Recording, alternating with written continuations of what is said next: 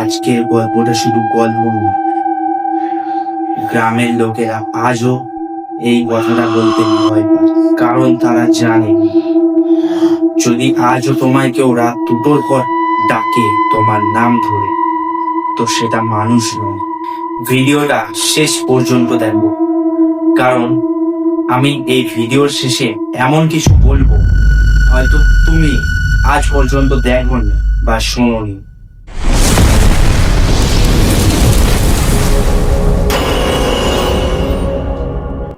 এই ঘটনাটা ঘটেছিল নদিয়ার এক ছোট্ট গ্রাম। সুব্রত শহরের ছেলে। কয়েক মাসের জন্য সে শহর থেকে গ্রামে এসেছিল। প্রথম সবকিছুই ভালো লাগছিল। গ্রামের পরিবেশ, শান্ত পরিবেশ তার খুবই ভালো লাগছিল।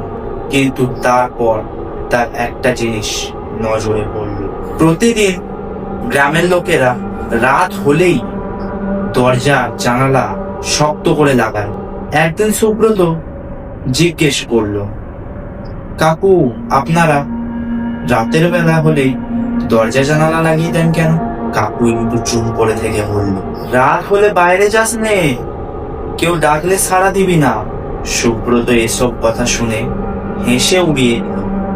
কিন্তু সেই রাতেই সব বদলে গেল। রাত্রি 2টো। হঠাৎ সে শুনতে পেল, সুব্রত, বাইরে আয়। গলাটা একদম তার মায়ের মতো। তার শরীর ঠান্ডা হয়ে গেল, কিন্তু মাথা কাজ করছিল না। সে ধীরে ধীরে উঠে দাঁড়াল। দরজা খুলতে চারপাশ অন্ধকার। আবার সেই গলা, পুকুরের পাশে আয়। সুব্রত যেন নিজের ইচ্ছায় নেই, কেউ যেন ওকে টেনে টেনে নিয়ে যাচ্ছে। সে পুকুরের কাছে পৌঁছালো, আর তখনই সে দেখতে পেল একটা সাদা শাড়ি পরা মহিলা পেছন ফিরে দাঁড়িয়ে আছে। মা, সে ডাক। মহিলা ধীরে ধীরে বলল।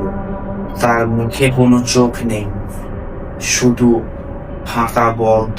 পরের দিন সকালে গ্রামের লোকেরা পুকুরের ধারে শুধু সুব্রতর জুতো খুঁজে পেল, কিন্তু সুব্রত এখনো ফিরে আসে। গ্রামের লোকেরা বলে, যারা নিশির ডাক সাড়া দেয় তারা আর কখনো পৃথিবীতে ফিরে আসে না। আজও এই গ্রামে রাত 2টোর পর নাম ধরে ডাকতে শোনা যায়। তুমি কি সাড়া দেবে? এরকম আরো ভয়ঙ্কর ভূতের গল্প শুনতে আমার চ্যানেলটিকে সাবস্ক্রাইব করো।